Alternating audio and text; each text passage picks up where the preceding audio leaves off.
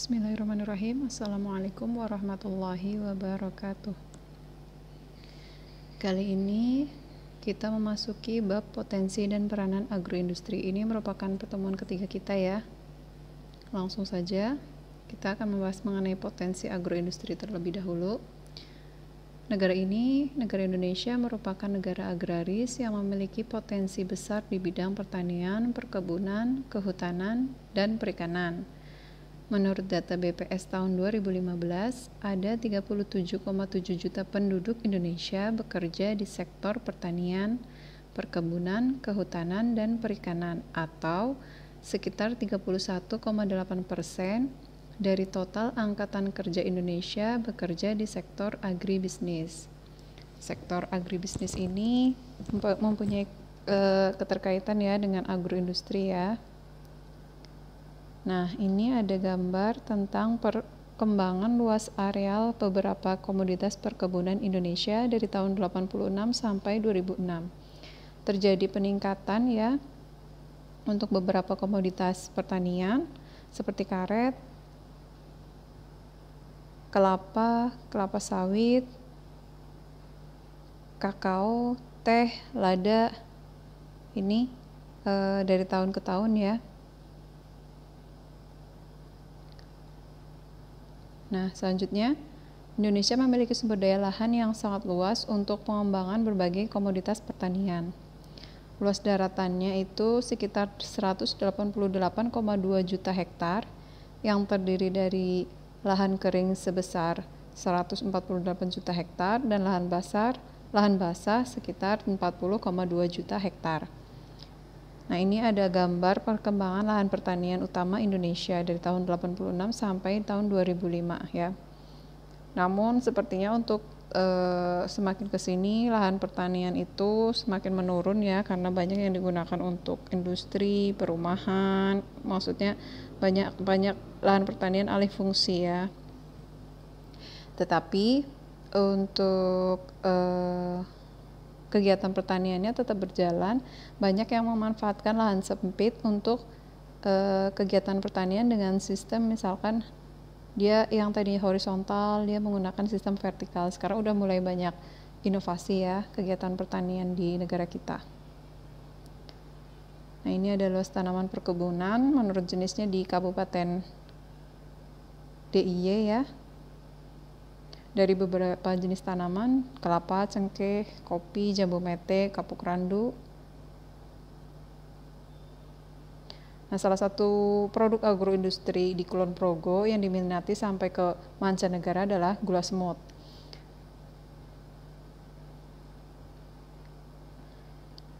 Nah, ini kebutuhan dunia pada gula semut Indonesia masih tinggi. Nilai ekspornya itu sampai 48.000 dolar Amerika pada tahun 2017.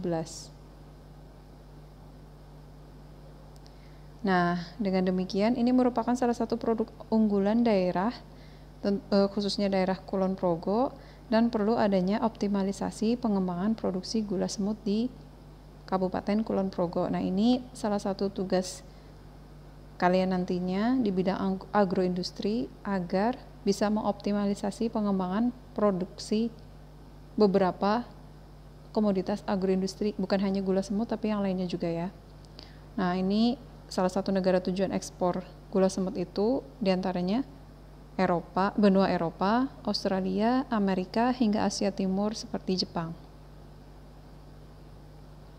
Bukan hanya gula semut ya, salah satu komoditas andalan Indonesia yaitu kelapa sawit. Minyak kelapa sawit ini salah satu komoditas andalan Indonesia dan penyumbang devisa terbesar. Astagfirullah, mohon maaf ya. Saya pause dulu tadi. Ini kita lanjutkan lagi. Tadi sampai mana? Nah, ini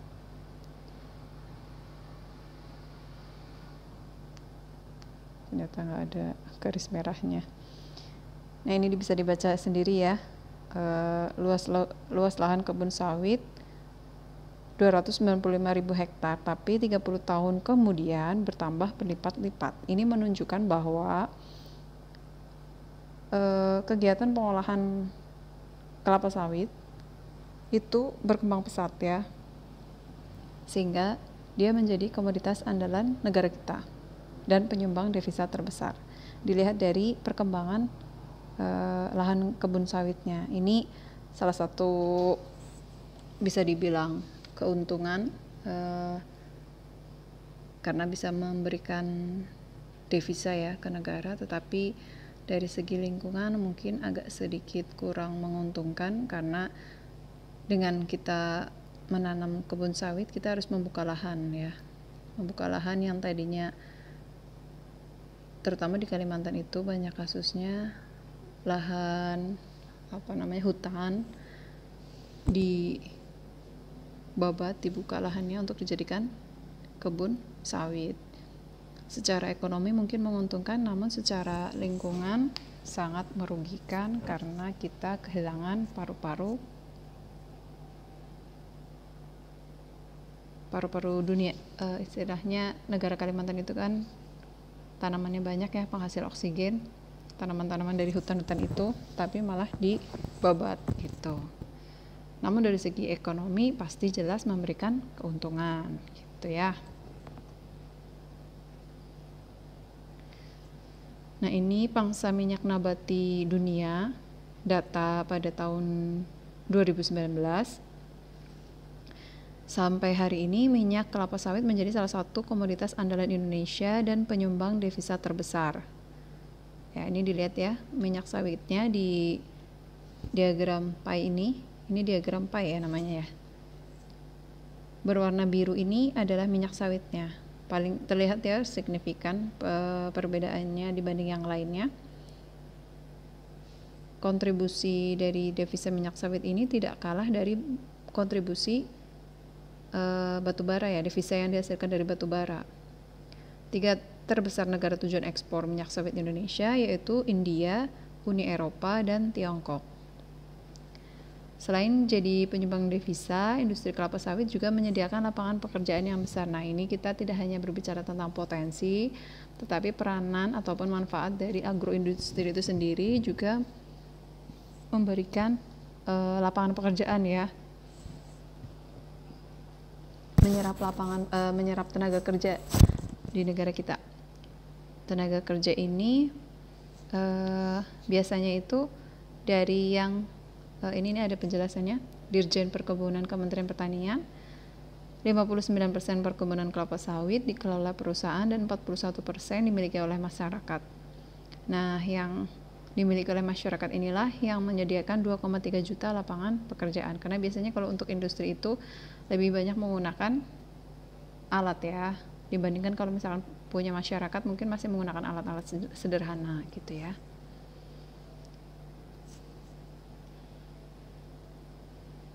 Ini garis merahnya ketinggalan. Nah, Indonesia itu negara kepulauan yang mempunyai wilayah daratan yang luas, sehingga sebagian besar penduduknya bermata pencaharian sebagai petani. Tadi sudah disebutkan.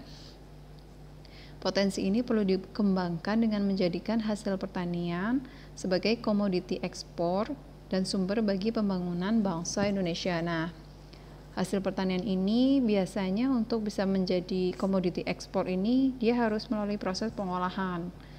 Nah, disinilah peran agroindustri kita. Kita mengolah hasil pertanian untuk bisa menciptakan nilai tambah atau memberikan nilai tambah secara ekonomi ya pastinya. Nah, itulah yang nantinya akan diekspor dan sebagai pemasukan negara gitu ya. Nah, tidak hanya daratannya saja, ternyata Indonesia memiliki potensi kelautan yang sangat besar. Negara kita memiliki 17.508 pulau. Untuk data terbaru mungkin bisa dicari lagi yang terbaru ya, dengan garis pantai sepanjang 81.000 km dan 5,8 juta kilometer persegi laut, atau sekitar 70% dari total luas Indonesia. Keanekaragaman sumber daya perikanan yang tinggi, ikan, ada udang, kerang, rumput laut, garam, dan masih banyak lainnya. Nah, ini merupakan potensi agroindustri kita. merupakan lahan untuk pengembangan agroindustri kita. Perlu kita tahu, ikan udang, kerang, rumput laut itu kita dapatkan dari laut. Mungkin ada beberapa yang merupakan jenis air tawar, tapi lebih banyak kita peroleh di laut ya.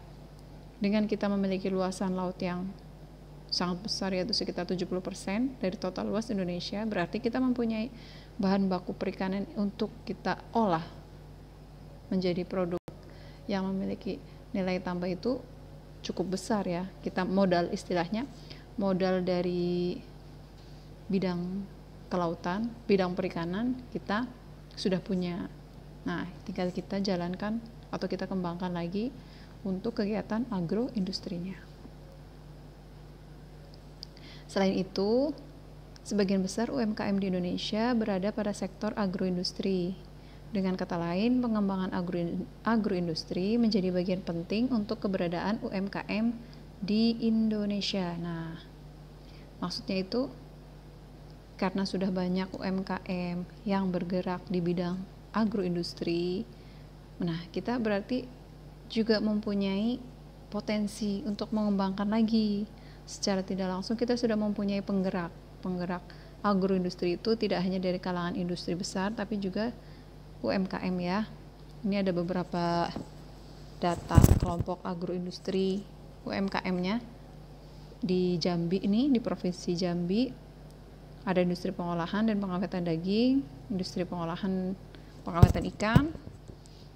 Nah, ini bisa dibaca sendiri ya. Kelompok industrinya ada pengolahan dan pengawetan produk daging dan daging unggas, ada penggaraman atau pengiringan ikan untuk yang pengolahan dan pengawetan, ada yang jenis pengasapan atau pemanggangan ikan. Ini termasuk dalam agroindustri ya, kita mengolah hasil dari perikanan. Nah, ada lagi selanjutnya ini data-data UMKM-nya. Nah, langsung lanjut ke bab selanjutnya, komoditas ekspor 2019. Berdasarkan data BPS, bahwa komoditas ekspor dari industri pengolahan sebesar 81,7. Ini dari diagramnya itu yang warna coklat ya, industri pengolahan terlihat jelas ya di slide-nya. Hurufnya masih kelihatan. Ini untuk ekspor termasuk industri pengolahan itu termasuk dalam ekspor non migas ya.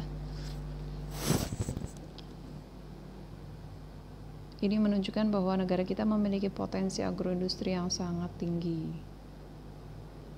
Nah, industri pengolahan yang tadi itu ada industri makanan, minuman, dan tembakau, industri tekstil, barang dari kulit dan alas kaki, industri kayu dan produk lainnya, industri produk kertas dan percetakan, serta industri produk pupuk kimia dan karet. Kelima industri tersebut merupakan ada berapa nih? Dihitung sendiri ya. Saya asal nulis nih kelima, kayaknya salah nih.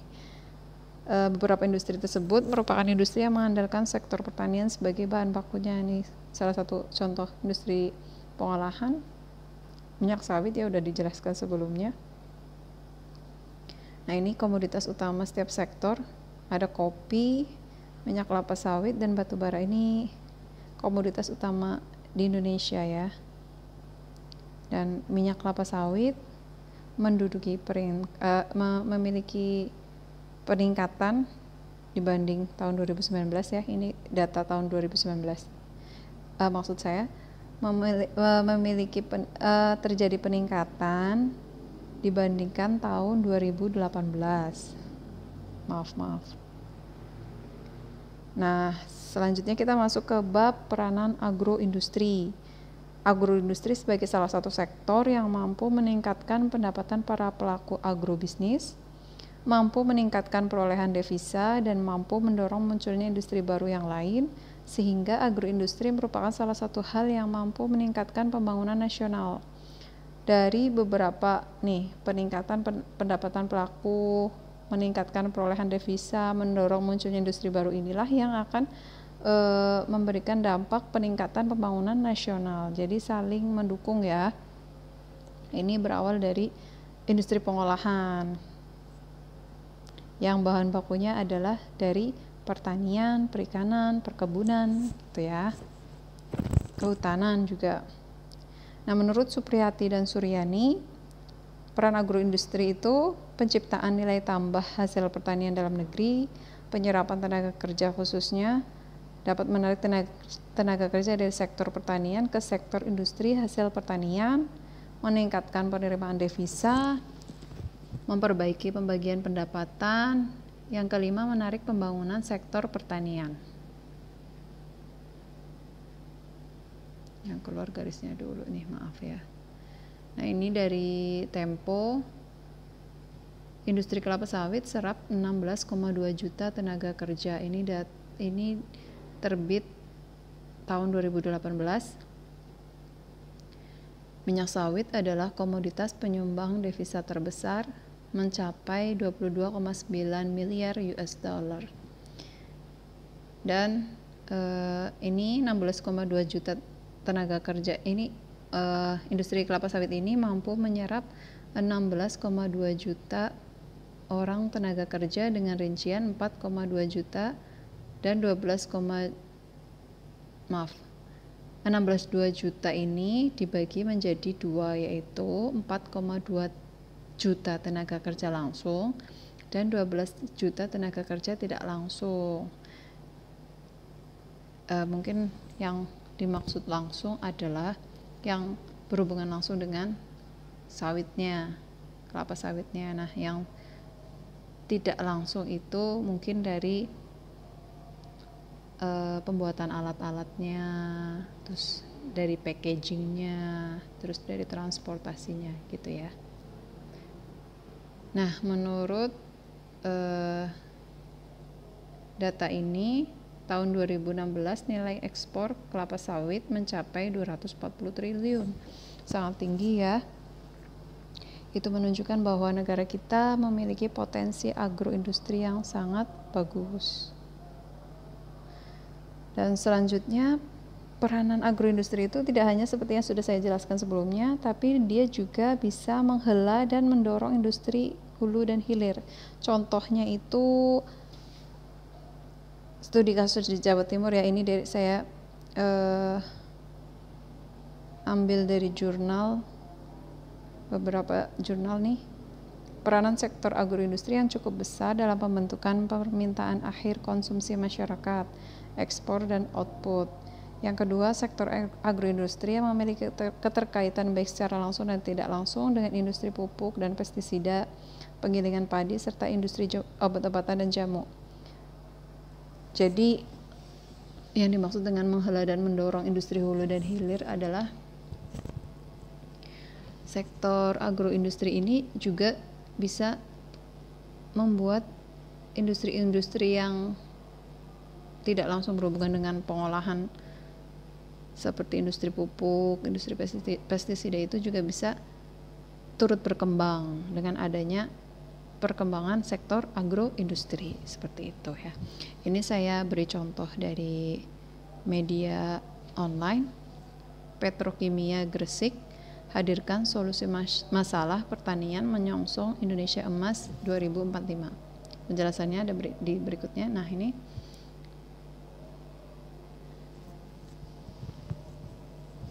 menyongsong Indonesia Emas tahun 2045, sederet masalah pertanian telah menjadi tantangan bersama yang harus segera dipikirkan solusinya, khususnya peningkatan kebutuhan pangan.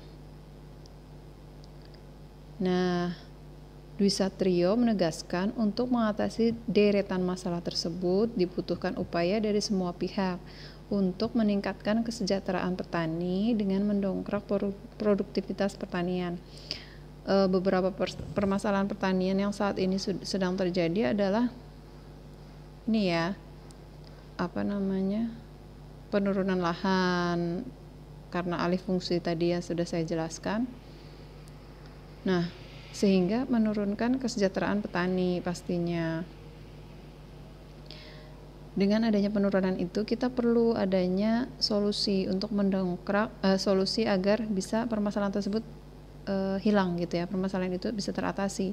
Caranya dengan meningkatkan produktivitas pertanian. Nah, Petrokimia Gresik ini siap mendukung pemerintah dalam upaya peningkatan produktivitas pertanian dan kesejahteraan petani dengan menyediakan pupuk berkualitas. Nah, pupuk berkualitas ini menjadi sangat penting dalam upaya meningkatkan produktivitas pertanian, di mana 77% kenaikan produksi pertanian saat ini diperoleh dari kegiatan intensifikasi dengan aplikasi pupuk berkualitas. Seperti itu ya gambarannya. Nah, peranan yang selanjutnya itu dari sisi multiplier output, rumah tangga yang bekerja di sektor agroindustri kurang mampu memberikan pengaruh terhadap peningkatan output sektor-sektor lainnya. Namun untuk multiplier pendapatan, sektor agroindustri dapat diandalkan untuk mendorong peningkatan pendapatan masyarakat. Pasti ya, dengan kita melakukan pengolahan, pasti nilai jualnya lebih tinggi, sehingga pendapatannya juga lebih tinggi. Agroindustri yang mempunyai multiplier tenaga kerja yang cukup besar, multiplier ini maksudnya efek ganda ya, perlu didorong untuk mengatasi permasalahan pengangguran yang semakin meningkat. Maksudnya adalah kita perlu meningkatkan agroindustri kita agar kita bisa mengurangi pengangguran yang semakin banyak ya. Kita lihat ya, semakin banyak lulusan yang nganggur padahal punya ijazah tapi masih nganggur. Nah, itulah kita menciptakan lapangan pekerjaan sendiri. Nah, lapangan pekerjaan itu sendiri yang paling mudah adalah apa? Ya kita olah hasil pertanian kita menjadi barang lain yang mempunyai nilai jual lebih tinggi, mempunyai nilai ekonomi lebih tinggi. Nah, dengan demikian kita akan mengurangi pengangguran ya.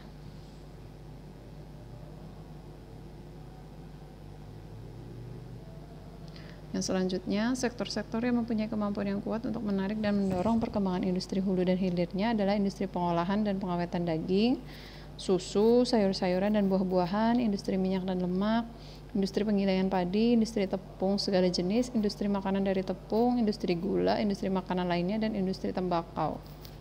Ini masih nyambung dengan penjelasan yang sebelumnya tadi ya. Oke, terima kasih atas perhatiannya. Demikian penjelasan materi kali ini. Wassalamualaikum warahmatullahi wabarakatuh.